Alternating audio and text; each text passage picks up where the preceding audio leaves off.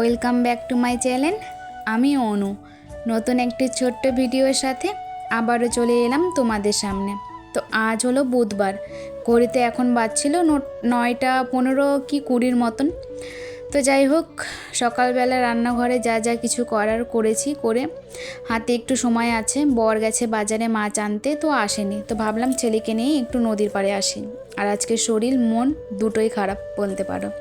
আর তোমরা তো জানোই যে নদীর পাড়ে এলে পরে আমার খারাপ মন থাকলেও মনটা অটোমেটিক ভালো হয়ে যায়। তো যাই হোক, এদিকে তো নদীর জল দেখালাম, আর এই সাইডে দেখো, তোমাদেরকে ঠিক বোঝাতে পারছি কি না, এখানে কিন্তু পাহাড়টা আজকে বেশ পরিষ্কার দেখা যাচ্ছে, কিন্তু এই জঙ্গলের জন্য তোমাদেরকে দেখাতে পারি না, কিন্তু খালি চোখে না বেশ ভালো বোঝা যাচ্ছে। তো যাই হোক, আজকে কিছু একটা আছে বিহারিদের, সবাই দেখছি নদীতে এসে স্নান করছে, পুজো করছে নদীর জলেতে, জানি না কি আছে, কিন্তু আছে। আমাদের তো পূর্ণিমা আছে সেটা তো জানি, কিন্তু এদের যে ঠিক কী আছে ঠিক বলতে পারলাম না। তো যাই হোক, বর দেখো বাজার থেকে চলে এসেছে, গাড়ির আওয়াজ পেয়ে ও দেখো ছুটছে, ও পাপা এসেছে জন্য। তো যাই হোক, রজনীর সঙ্গে একটু দাঁড়িয়ে থেকে আমি কথা বলছিলাম। আমিও নদীতে যাব ভেবেছিলাম একটু ভিডিও করতে। আমি তো আর স্নান করবো না নদীর জলে বা কিছু করবো না, ও দেখি আমার আগেই চলে গিয়ে স্নান ধান করে বাড়িতে আসছে। একটু ওকে ওই জন্য বলছিলাম, কেন তুমি আমাকে না বলে চলে গেলে। তো যাই হোক, বাইরে বেশ রৌদ্র উঠেছে, কিন্তু আমাদের বাড়িতে না তেমনভাবে রৌদ্র একদম পায় না গো, অন্ধকার হয়ে থাকে। আর এখানে দেখো সর্ষে, গোটা সর্ষে আমি ফেলেছিলাম, যেটা আমি প্রত্যেক বছর ফেলি। গাছ বেরিয়েছে, দেখো কতটা গাছ বেরিয়েছে। এই সমস্ত জায়গা দিয়ে ফেলি, গাছ বেরোয়, একটা দুটো ফুলও হয়, দেখে খুব ভালো লাগে। নিজের হাতে কোনো জিনিস লাগালে পরে দেখো যদি ফল ফুল হয় না, বেশ ভালো লাগে। তো যাই হোক, জানি না বরমশাই এগুলি থুবে কিনা, কারণ জঙ্গল আর এদিকে না পোকার অত্যাচার হয় খুব, না জানি তুলে ফেলে দেবে। তো যাই হোক, যতটুকু যখনই হোক না কেন বেশ ভালো লাগে। আর দেখো, বাজার থেকে এনেছে মাছ, রুই মাছ এনেছে। এখন শুধু মাছ রান্নাটাই করা বাকি আছে। বরের যা যা কিছু রান্না, ওর রান্নাগুলো কমপ্লিট হয়ে গেছে। তেমনভাবে ওর জন্য কিছুই করিনি আজকে। ওই মটরের তরকারি করেছিলাম, পটল দুটো ছিল, পটল ভেজে দিয়েছি, পাঁপড় ভাজা, ব্যাস এই ছিল আজকে ওর দুপুরের মেনু। আর আমার জন্য করেছি দেখো, করছি মাছের ঝোল, মাছটা ভাজলাম, এবার মশলাটা কষিয়ে জল দিয়ে দেবো, টকবক করে ফুটে যাবে। আর আজকে আমার ক্যামেরাটা না এতটা ডিস্টার্ব দিচ্ছিল, মানে ঠিক মতন যে আমি কিছু ক্লিপ তুলতেই পারছিলাম না। তো যাই হোক, ওদের অফিস থেকে দেখো, অফিসেরই স্টাফ একটা মৌসুমি দিয়েছে, পাহাড় থেকে মৌসুমিটা এনেছিল। পাহাড়েতে এসব ফল ভালো হয়। মৌসুমিটা না ভেতর থেকে, মানে বাইরে থেকে দেখতে সুন্দর, ভেতর থেকে না একদম বাজে ছিল গো। আশা করে ছেলেটা আনলো, যে কাটলাম এরকম বেরোলো, তো কিছু করার নেই। এখানে দেখো আমার মাছের ঝোল কমপ্লিট হয়ে গেছে। আসলে কি বলো তো, এটা ফলের ক্ষেত্রে হোক বা মানুষের ক্ষেত্রেই হোক না কেন, কোনো কোনো জিনিস বাইরে থেকে যতই ভালোই দেখায় না কেন, ভেতর থেকে না একটু এই গুণ ধরন মতনই বলতে পারো একটু থাকে। কারণ বাইরে থেকে সমস্ত জিনিস সবসময় ভালো দেখালো পরও ভিতর থেকে কিন্তু সেটা ভালো নাও দেখাতে পারে। এটা মানুষের ক্ষেত্রে হোক, ফল ফুল যার ক্ষেত্রেই হোক না কেন। কোনো ফল দেখো বাজার থেকে কিনে নিয়ে আসো, বাইরে থেকে দেখতে কত সুন্দর, কিন্তু ফলটা কাটার পরে হয় পোকা বেরোয়, না হলে টক বেরোয়, এমনটাই হয়। মানুষের জীবনটাও কিন্তু ঠিক এমনই।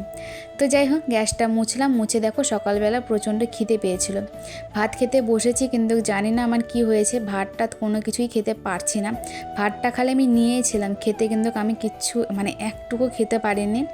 তারপরে ছেলেকে স্নান করানো হয়ে গেছে, স্নান করিয়ে দেখো আমি চলে এসেছি স্নান ধান করে। আর শীতের দিন, এই যে এখন শীতের দিন পড়ছে, মুখে ক্রিম মাখো, গায়ে ক্রিম মাখো, সোয়েটার পরো, চাদর পরো, এই জিনিসগুলো আমার এত বিরক্ত লাগে না। একে তো ছোটো দিনের বেলা, দেখতে দেখতেই তো সময়টা কেটে যায়, তার মধ্যে এইসব করতে আমার মনে হয় আরও বেশিটাই সময় লেগে যায়। গরমের দিনে তো শুধু আসো, মাথায় চিরুনি করো, একটু সিঁদুর পরো, ব্যাস হয়ে গেল। কিন্তু এই ঠান্ডার দিনে এটা মাখো ওটা মাখো করতেই আমার মনে হয় যে একটু সময়টা বেশিই লেগে যায়। তো কিছু করার নেই, যেহেতু একটু হাওয়া হচ্ছে না, গা হাত পা কেমন একটু চচ্চর করছে, ওই জন্য একটু মাখা লোশনটা। তো যাই হোক, আমার সাজুগুজু তো হয়ে গেল, এবার সিঁদুর পরব। আর মেয়েদের জীবনের সিঁদুরটা দেখো, সিঁদুর পরার আগেও তোমরা আমার মুখটা দেখলে কেমন লাগছিল। মেয়েদের জীবনের এক চিমটি সিঁদুরই মেয়েদের জীবনটা পুরোপুরিভাবে বদলে দেয়। সিঁদুরের পাওয়ারটাই এমন হয়, সিঁদুরের সত্যি মানে সিঁদুর জিনিসটাই এমন হয়, এক চিমটি সিঁদুরেই কিন্তু মানুষের জীবন, একটা মেয়ের জীবন পুরোপুরি বদলে দেয়। এক চিমটি সিঁদুরে কারো জীবনে অনেক সুখ, অনেক শান্তি থাকে। ওই আবার এক চিমটি সিঁদুরের কারণেই কিন্তু কোনো মেয়ের জীবন নরকে পরিণত হয়। বিয়ের আগে একটা মেয়ে সবসময় ভালোই থাকে, কিন্তু বিয়ের পর কখনো সংসারের চাপে পরিবারের চাপে মেয়েদেরকে খারাপ হতে হয়, বউদেরকে খারাপ হতে হয়, হতে বাধ্য করে তারাই। বিয়ের আগে কিন্তু তারা মোটেও এমন থাকে না। তো যাই হোক, সময় পরিস্থিতি সমস্ত কিছু মেনেই কিন্তু বাড়ির বউদেরকে থাকতে হয়। আর বাড়ির বউরা সব সময় চেষ্টা করে মুখ বন্ধ করে থাকার, যেটা হয়তো বাড়ির বউদের ভুল এক ক্ষেত্রে, কিন্তু আর এক ক্ষেত্রে হয়তো বা ঠিক। কারণ সবসময় মুখ খুললে পরও সংসারে অশান্তি বাঁধবে, সেই অশান্তি কখনো কখনো একদমই সহ্য করতে ইচ্ছে করে না। কখনো কখনো মনে হয় যে চুপ করে নীরবতার মধ্যে থাকাটাই ভালো, কোনো অশান্তির কোনো কিছুর প্রয়োজন নেই। আবার কখনো কখনো মুখ না খুললেও হয় না, মুখও খুলতে হয়। না খুললে মনে হয় যে না, এবার যেটা হচ্ছে সেটা অতিরিক্ত হয়ে যাচ্ছে, এটাকে আর বাড়ানো দেওয়াটা ঠিক না। শেষে মনে হবে যে আমার কোনো মূল্যই নেই, যখন ইচ্ছে আমাকে পায়ের নিচে পিষতে পারে। তো যাই হোক, সেটা আমার ক্ষেত্রে বলো বা অন্য কারো ক্ষেত্রে বলো, তোমরা তো জানোই তোমাদের দাদাভাই ঠিক কেমন। আমার ক্ষেত্রে ঠিক তেমন না, কারণ আমার বর আমাকে সব দিক থেকেই প্রচণ্ড সাপোর্ট করে। একটা সাপোর্ট করার মতন ছেলে পেয়েছে। বিয়ের আগে জীবনে যতই দুঃখ কষ্ট পেয়েছি না কেন, বিয়ের পর ও সমস্ত দুঃখ কষ্ট আমার জীবন থেকে ভুলে গেছে। বিয়ের আগে ছিল একটু কষ্ট ছিল, তেমন কষ্ট ছিল না, কিন্তু কই, পৃথিবীর এমন একটা মানুষকে আমি হারিয়েছি যে কষ্ট ভোলার মতন নেই। কিন্তু বিয়ের আগে দিদারা সবসময় চেষ্টা করতো সে কষ্টটাকে ভুলে দেওয়ার, আর বিয়ের পর আমার স্বামী সেটা চেষ্টা করে, সব সময় চেষ্টা করে কিভাবে আমাকে ও হাসি খুশিতে রাখবে। তো স্নান করে আসার পর তোমাদের সামনে কিন্তু আমি আর আসিনি। শরীরটা মাঝখানে প্রচণ্ডই খারাপ হয়ে গেছিলো, যেহেতু খেতে পারছি না, খিদে পাচ্ছে না তবুও না খেতে পারছি না, জানি না প্রেশারটা আবার লো হয়ে গেছে, যেটা আমার জানোই মাঝে সাঝেই হয়। প্রেশার লো হয়ে গেলে পরে আমার সঙ্গে এমনটাই হয়। তো বাড়িতে ছেলেকে বিকেলবেলা ঘুরিয়ে টুরিয়ে সন্ধ্যাবেলা দেখো বাড়িতে নিয়ে এসে একটু ধূপ দেখায়, যেহেতু ঘরে কিছুটা ঠাকুর আছে।